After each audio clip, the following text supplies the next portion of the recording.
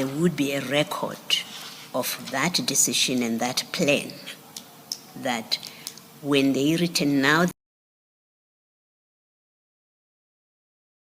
that decision and that plan, that when they return now,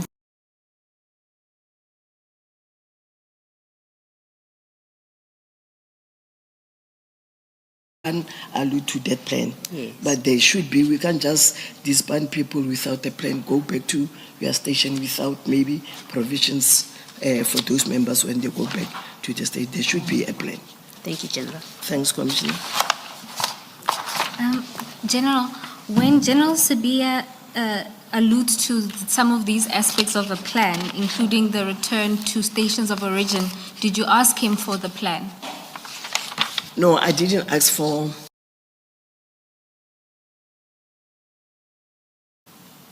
No, I didn't see the minister's letter.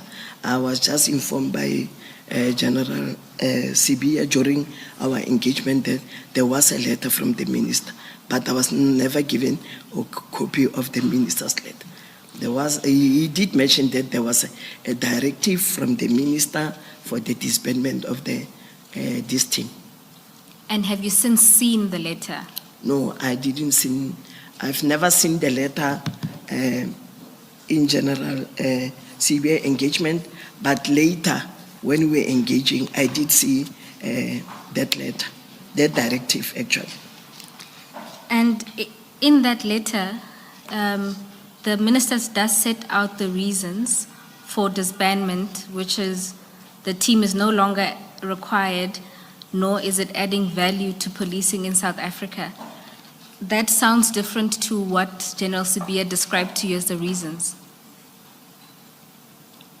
Commissioners, I think that one of the minister can answer. I don't know what was behind his mind or what was he thinking when he said that PKTt no longer serve value to sub-service, because of, even though they are disbanded, they are still police officials. They will serve purpose somewhere. They will definitely. I don't know what was the reason behind that. They will never serve any purpose, or they no longer serve any purpose. They will still serve because they are still carrying court dockets, those members. So they do serve. They do serve something in the communities and also in the police service. Thank you, General. Do you agree with the proposition that the minister's reasons as articulated in the letter and those provided to you by General Sibiya were different? I can't hear, pardon me, please. Do you agree with the proposition that the reasons articulated by the minister in his letter and the reasons that were given to you by General Sibiya are different? Yes, they are different because now General Sibiya was expanding. Only in the letter of the minister is very minimal. I don't know, maybe when he was with them engaging, maybe he also gave these reasons which General Sibiya now is articulating to me. Thank you, General. And then on paragraph 22, you express your opinion on how the disbandment took place. Can you explain to the commissioners what your take is on the disbandment process? Okay, thanks, commissioners. Can I be allowed also to read the paragraph? Commissioners, I also wish to mention that although I was not involved in the disbandment process, I agree with the view that the PKTt should not have been disbanded without proper consultation. I do not know if the minister has the authority to disband the PKTt. However, even if the minister had the authority to disband the PKTt, he had to first consult with all the relevant stakeholders, which would have included me as the component head responsible for serious and violent crimes. I also do not agree that the PKTt should have been disbanded before the upcoming elections.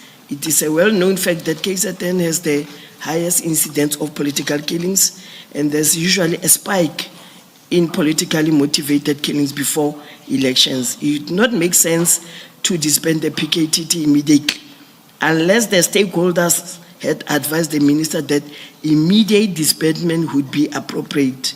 Having said that, I do not necessarily agree that the PKTt was more successful than any other team investigating the same types of crimes. Why do you not agree? Commissioner? Why do you not agree, General? I do not agree with the PKTt. Your last sentence, yes. I do not agree, Commissioner, because of in these 9 provinces, we also investigate political killing murder cases, and we also investigate cases of murder, serial murder, serious murders. So now, if you say PKTt is the best team than any other teams, I think we are demoralizing our members who are working so hard as we sit here chasing suspect. We see in the media, we see all over how is our teams or detective are working more or less the same types of crimes. I'm not sure that I follow your reasoning, General. The point is about success or lack of it. What you have said, or the reason you give, is about working hard, and it does not address the question of success or lack of it. So can you have another go, please, and explain, Okay, thanks. Explain your disagreement? Okay, Commissioner, what I'm trying to say here is we do have successes in other provinces in the very same team, irrespective whether it's a tax team, where they do have less resources than the PKTt, but they are succeeding. There's a lot of convictions. Same as PKTt, they differ in dynamics, but what I'm trying to just to illustrate here is the PKTt is not the only team within the detective environment which have more successes. Other teams in 8 provinces without tax team, with the Mayagra resources, they also have great successes, Commissioner.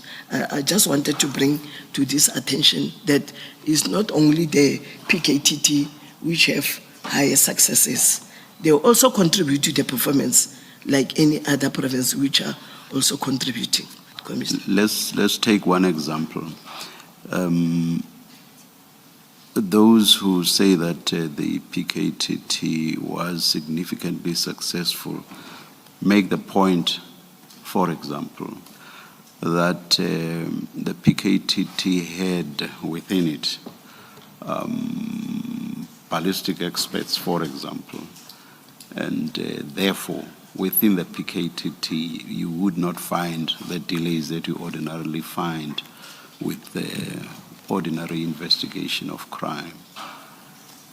What's your comment on that? Is it not a fact that with detectives in other areas within SAPS would have to wait for very long periods, for example, for outcomes on ballistic testing? Is that not a fact? Commissioners, in other teams, we utilize our forensic labs, and there's a turnaround under the ballistic biology. Same with the PKTt. If they take the exhibit to ballistic, the very same ballistic experts use the same forensic lab. They don't have a special lab. They go to the very same lab. So there's a turnaround of 21 days, 30 days.